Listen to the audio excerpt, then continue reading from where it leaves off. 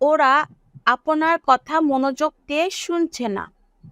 Madam, এই ছেলে, তুমি ক্লাসে ঘুমাচ্ছ কেন? স্টুডেন্ট, ম্যাডাম, আপনার কণ্ঠ এত সুইট, শুনতে শুনতে কখন যে ঘুমিয়ে পড়েছি টেরই পাইনি। ম্যাডাম, তাহলে অন্য স্টুডেন্টরা কেন ঘুমাচ্ছে না? তাদের কাছে কেন এটা সুইট না? স্টুডেন্ট, কারণ ম্যাম, ওরা আমার মতো আপনার কথা মনোযোগ দিয়ে শুনছে না। তারা আমার মতো মনোযোগী নয়। আপনাকে তো এটা বুঝতে হবে ম্যাডাম। ম্যাডাম, ও আচ্ছা, তুমি বেশি খুব বেশি মনোযোগী, তাই না?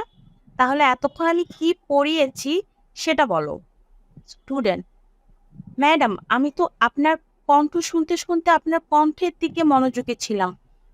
কি পড়িয়েছেন সেটা জানি না। ম্যাডাম, আমার কণ্ঠ শুনলে তো হবে না, আর আমার কণ্ঠ শোনার জন্য তো তোমাদেরকে আমি বলিনি। আমি তোমাদেরকে লেকচার পড়াচ্ছি, সেটা তোমাকে মনোযোগ দিয়ে শুনতে হবে। স্টুডেন্ট, জি ম্যাডাম, বুঝতে পেরেছি।